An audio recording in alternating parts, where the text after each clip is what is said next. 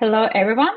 You're watching a new video about adult learning and education created by the Ukrainian Adult Education Association and supported by DVB International in Ukraine. My name is Victoria, and today I will talk with Dina Soeiro. Dina is a professor at the Education School of the Polytechnic University of Coimbra in Portugal. She is also a board member of the European Association for the Education of Adults and co-convener of European Society for Research on Education of Adults.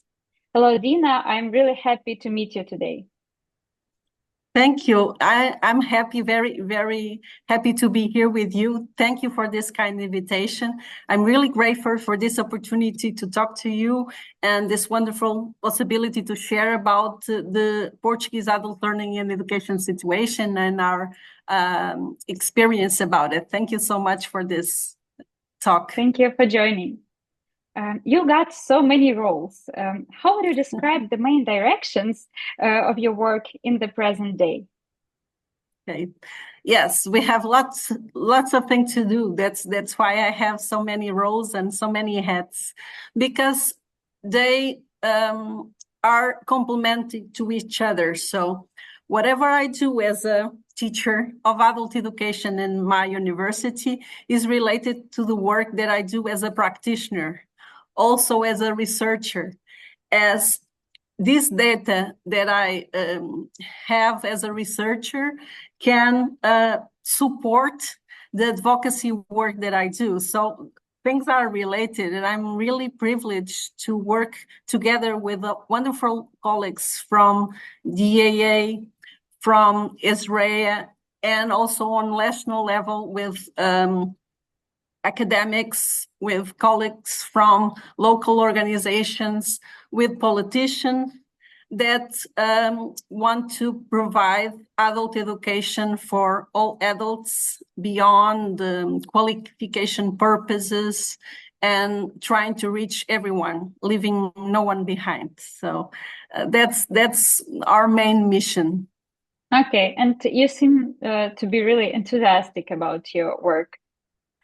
I love what I do because I work as a practitioner, so I can witness every day the power, the joy that adult education can bring to the life of the person that you are working with. And it is a wonderful opportunity for me to learn with the people. So we learn together, as we are all learners throughout life. So it is really a privilege for me to have this role as a trainer of future gerontologists. I work with educational gerontology. So I'm focused also on older learners.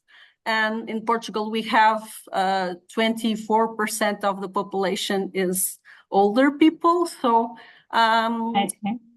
they are neglected in the policies of adult education in Portugal. So one of my goals is to enhance the visibility of the needs of this population. So the way that I do it is research with colleagues to promote this visibility, because we don't have really data that can show participation of the older learners over 65 years old. So I see. Yeah, it must be a problem. If you don't have enough data, then it creates some difficulties in your work. And that was one of the questions I wanted to ask you later, but I can ask you now, I guess, the question about policies and laws in the field of adult learning and education. Do you have any in Portugal? Yes. Sorry to bring the discourse to the policy area, but as you can see, I'm very enthusiastic, and then I can talk about the issues and the topics without really a structure. So sorry for that. No, don't say sorry. It's really important, and in our country also fight for it in some ways. So I think that it's worthy getting to know how do you cope with the difficulties in your country in this field. Thank you, Victoria, for this opportunity to share and discuss the policies in Portugal. So we have now a policy that is related to qualification, very focused on qualifications for employment, for labor market. Last year, we celebrate 50 years of our democracy in Portugal. And since then, we have a huge improvement on education, of course. But despite this outstanding efforts, we have still a long way to go. So the idea is now we have a document that is the National Plan for Adult Literacy. It was a policy document where I had the privilege to participate in the design of the policy. And that policy document has given a new policy instrument that are the local projects promoting qualification. So we have Qualifica centers that are local centers for qualification in different regions of the country, mostly in urban areas. And the Qualifica centers are responsible to promote local networks to provide offers to people to get their qualification. Now we have some hope that these local projects that are really focused on cooperation and network investment can be a way to promote adult education with people with lower levels of literacy skills. So we were really focused on skills for employment, but the PIAC results that was recently shared in December of 2024 shows that Portugal are really in a bad situation concerning the overall results. Of course, for me that work in the field, that work with people as a practitioner and also as a researcher, that was not a surprise. That was the confirmation of what we already knew working in the field, that we need to invest in basic literacy. And the Portuguese government, I hope, it can use these results to understand that it needs to invest more in promoting basic skills. So I hope these local projects that promote local partnerships can go further and offer the adult learners the possibility to improve their skills, not only for jobs, but for life, of course, to promote active citizenship, to promote digital learning skills, not only on the use of the technology itself, but as a citizen using the technology with awareness of the power of the digital instruments as they use it as a citizen. Yeah, so thumbs up, I guess, for this project, and I hope that it will work, and I hope it will be taken into account, and you will have some better situation in this real practitioner's work as well. Speaking about the practitioner part of your work, what activities are the most popular among people you work with? Yeah, I work with different areas that communicate to each other. I work with adult literacy, and we promote in a project that is called Letters for Life, adult literacy workshops. And we also promote literacy, digital literacy and media literacy in a critical perspective. So fighting for fake news, combating hate speech, and other important goals as we live in interact in the digital world. We also created a new workshop that is Music for Life, because some of our participants have cognitive impairment because of dementia. Our life expectancy is higher now, of course, and we are dealing with people with dementia in a very large scale. So we try to create a different response, and music is powerful. Arts are powerful to promote education. Yeah. So as you can see, I love music. I read some articles where you said that you also attend a choir, and you have this musical part of your life. So definitely we can see it. Yes, music. I think music is a very powerful way because it is a common language between people, and it can reach people through music. And with working with people with dementia, we can promote literacy, we can promote well-being, and it is really powerful. And the participation in choirs, I participate in 3 choirs now, so I'm very busy, but it is a way that we can do beautiful things together, work collectively, and promote well-being and cultural for all. So it's a very important part of my life because I love to be, and not just to sing, it's to sing together because I don't have a great voice. That's not that's not the thing, you know. I love to sing in a choir because it is a collective process, and it is really beautiful. But actually in the adult learning activities, you're almost all the time work in groups, and as it is said, we have to practice what we preach. Yes. So you do it, you learn lifelong, and you practice some activities to develop, and that is very important when you are a practitioner, it seems to me.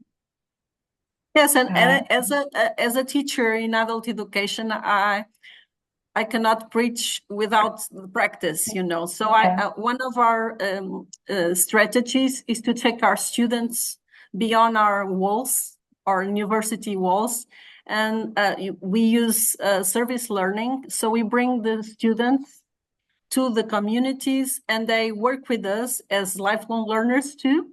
So the older people, adults, learn together with the students, with me, with other practitioners, with volunteers. We have multidisciplinary teams from gerontology, from adult education, from the health system, because it's much more than literacy workshops, you know. It's literacy for life. Yeah, it is. Also, you mentioned that you use art in your work. And I came across the description of a project you initiated or you co-created. Correct me, what is right? And this project is Learner Literacy Narratives, a library of life, love, and loss. In this project, you use a show and tell approach, and you also use the immersive 3D technologies. You mentioned that you bring people physically to some new environments, and thanks to this project, you bring people to new environment virtually. It's very interesting and very creative. So I'm curious about different aspects of this project, but one of the most interesting for me is the partnership, because it is created with Adult Learning Wales. So could you describe a bit what was the role of this partnership in preparing such a large scale, I would say, project, and maybe a few words about this project in general? Thank you so much for this opportunity, because we are really excited about this project. We have the fantastic opportunity, as we went to the conference of the EAA in Zagreb in 2023, to visit the Broken Relationships Museum. And it is a small museum, but is really very inspiring, because the museum has objects that are sharing the story of people from all over the world, and they are really impactful. So when I visit the museum, I had the opportunity to buy the book of the museum that had some of the stories that the museum exhibits. And I was going to the airport with the book. And at the hotel, I ran across my colleague, Beth John, that was from Adult Learning Wales. And she offered me a ride to the airport. So this project began with the act of kindness. And I was with the book in my hands because I was so excited to explore the book, because I understood immediately that the book could be a wonderful resource to work with the learners. So I was discussing that with Beth, and during the trip to the airport, we decided to come out with a project, and then the project come to a reality, and now we have different countries and completely different organizations involved. So now we are in a phase that we are trying to engage other colleagues, adult education professionals that work with learners, and we invite that professionals to share the stories of the learners, sharing an object. It could be an audio, a video, a photograph, whatever they want to share. It could be anonymously, or it could be identifying the author. And the idea is to value the stories of life of the learners. So we want to give value to the stories of the people. And the technology allows us to share that story, and with the fantastic commitment of the team from Adult Learning Wales, they invested in the project. They come out of this wonderful, very powerful object that is the technology website with the 3D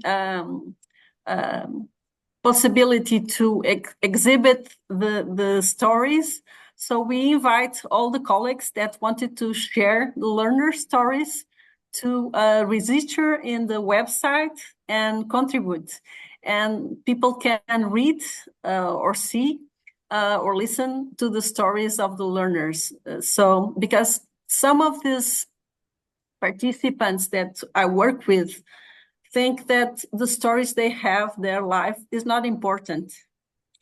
And we want to show that they are, their lives matter, even though if they don't have literacy skills, or they have not had the possibility to have a qualification, they have the literacy of life. They are very valuable for the society. So we want to show that. We want to that people have the opportunity to understand that. You know, we in the project that I told you about, the Letters for Life project, people wrote to the local newspaper, and they said to me, "How can I reach my daughter that is in America with this text? I want for her to understand that I can write in the newspaper." They said to me, "I only expected to be in the newspaper in the obituary when I die. And now I have the possibility to write what I want in the newspaper. That is fantastic. And it's going to America to show my daughter." So people are really proud about what they are accomplishing, and it's never too late to learn how to write and to read, to learn digital skills, to invest in education. And we try to promote that idea in society, and of course for the politicians to support this. Yeah, and I think that you also give voices to people usually left unheard, and you can also strengthen their self-confidence, because when they tell their stories, they feel what is that those stories are important. They can feel in a different way about them, about their stories. Yeah, that's it. That's it. Okay, one more question I would like to ask is the question about attitude towards adult education in your country. I understand that it's the answer might be quite dim because it's difficult to say something about all the people in Portugal, but from your observations, from your work, what place of adult learning is in the life of a common person from Portugal? Is it a part of a lifestyle, or is it something else? I think in general, people like to learn. Sometimes they don't have the possibility to engage in the formal opportunity of learning, because there's no flexibility. We have, like concerning the women, we have women that wanted to engage in adult education opportunities, but they are working, they are caregivers, both from their child or for their parents or aunts or the extended family. So people are struggling to participate in adult education. That's why I support solutions that are flexible, that can give different schedules, different locations, promoting adult learning and education opportunities in rural areas. Even though we don't have many people there, the people that live there have the right to education. So one of my goals is to promote that participation, especially in groups that are less close to the opportunities.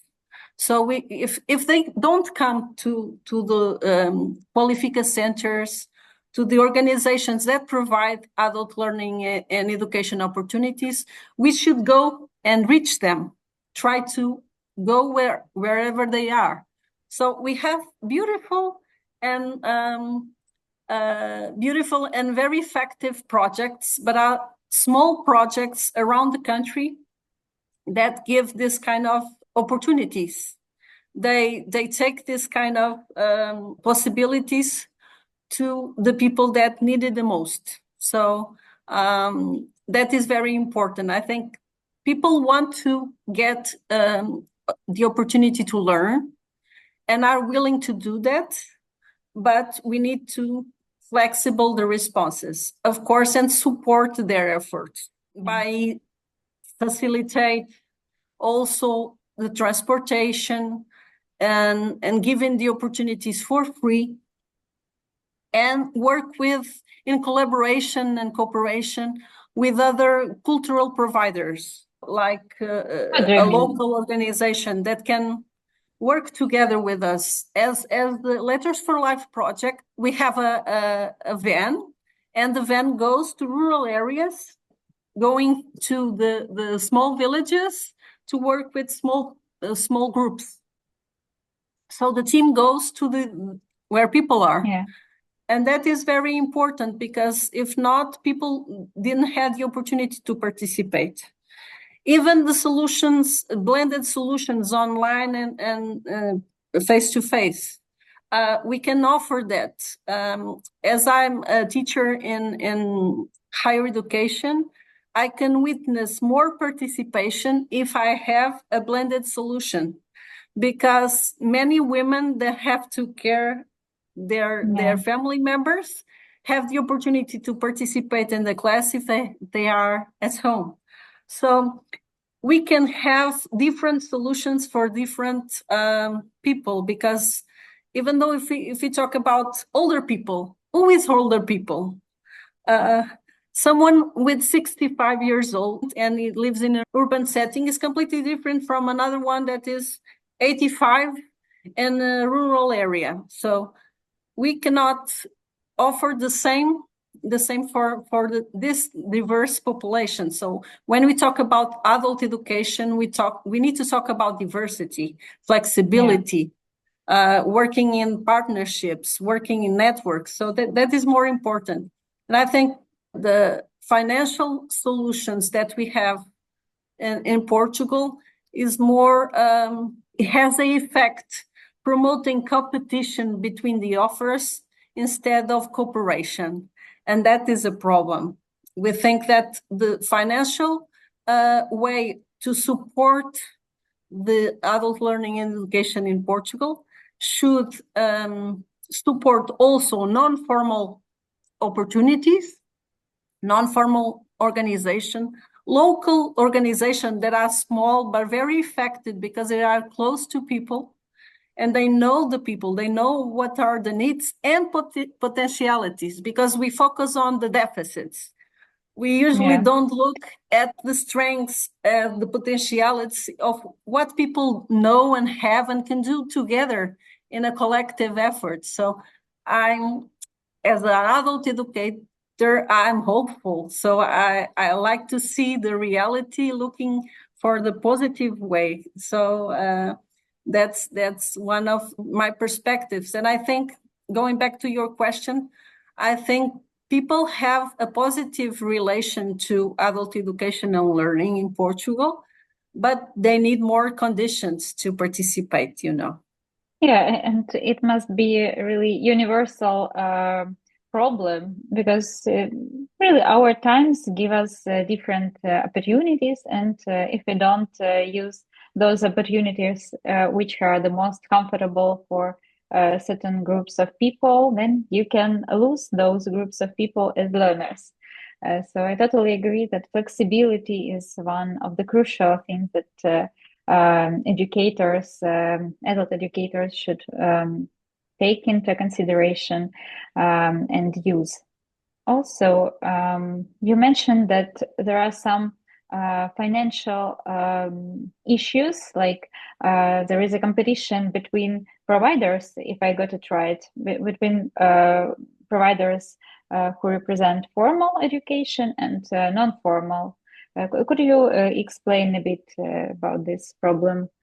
Mm-hmm. We have a competition between providers that gives formal adult education responses. So because the finance is, we now have the local projects for qualification are financed by the Plan of Recovery and Resilience.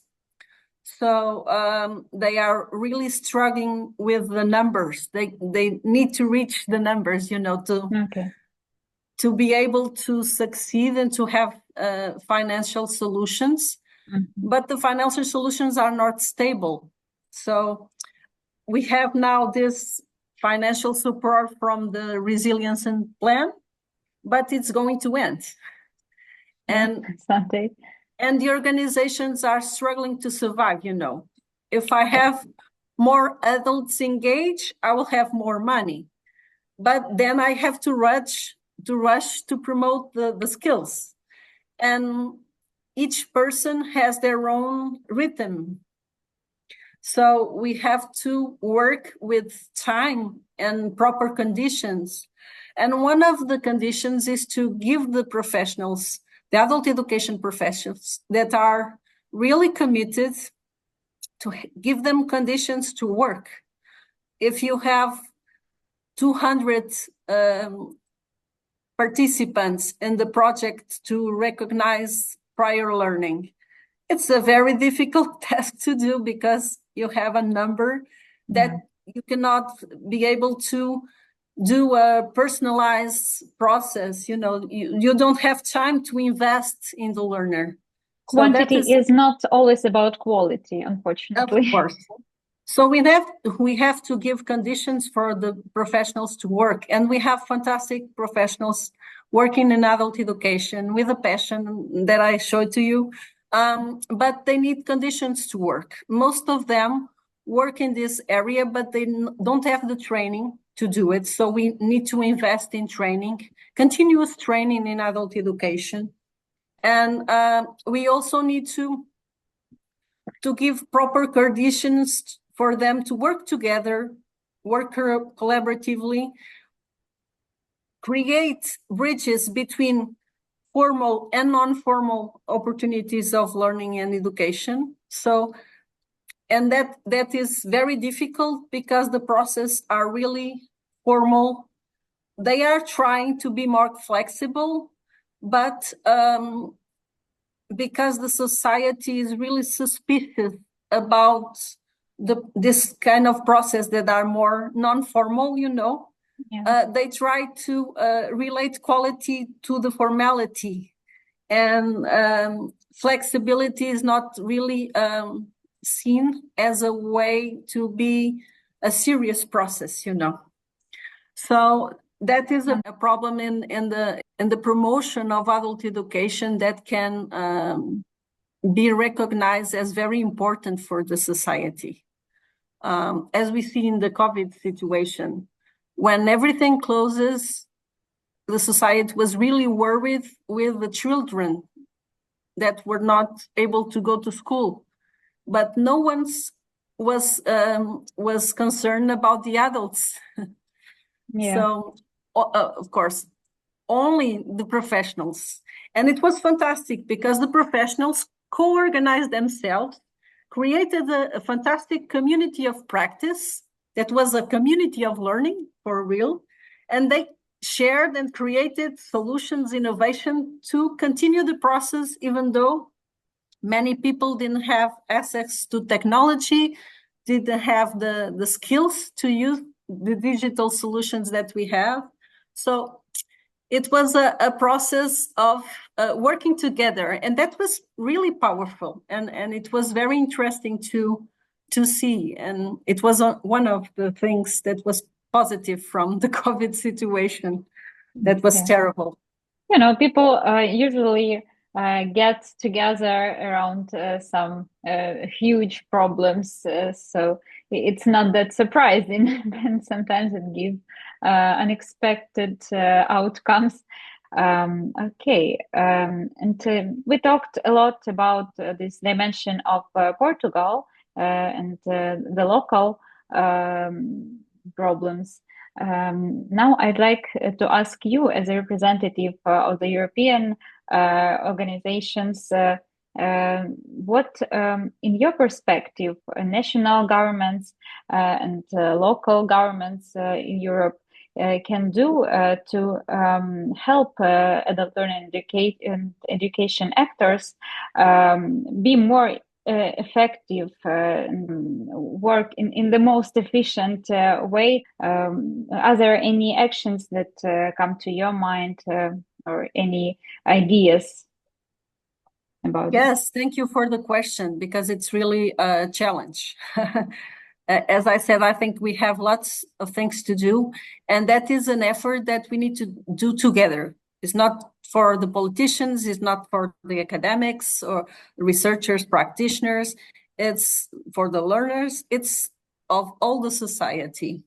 And as a European member of this fantastic organization, DAA, that promotes non-formal adult educations, I must say that we need to give visibility to the power of non-formal adult education and support the organizations, the projects that work, and give the opportunity for the learners to engage in very transformative, impactful adult learning opportunities. So it is very important to support these kind of projects.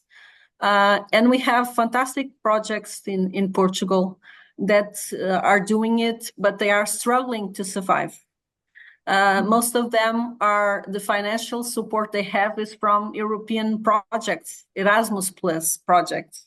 So when the project ends, they need to apply and guarantee some financial support again. You know, there's no continuity, sustainability in the process. So that is an important issue.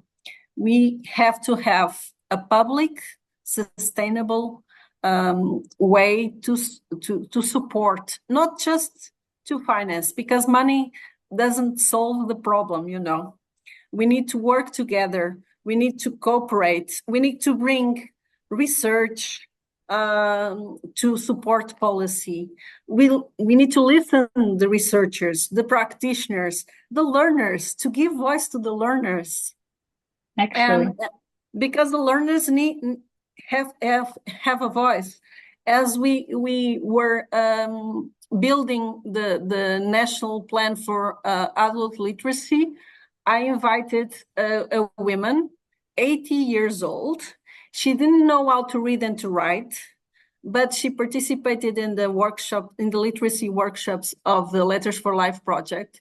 And she told to the politicians, if you are expecting for me to die, as my colleagues that don't know how to read and to write, please turn the schools that you are closing in the small villages because of the lack of children in the rural areas. They closed the schools. And she asked, turn the schools that are now abandoned, turn the schools into obituary places, you know. Yeah. So people were shocked, but that was a reality. In our territory, we have buildings that were schools and are now obituary places. So it's a very powerful image. We transform places of life, of learning, of development, of joy, in places of death, of mourning, of pain, of suffer. It's crazy. What are we doing as a country? So this was really powerful. I think it was the most powerful contribution we have.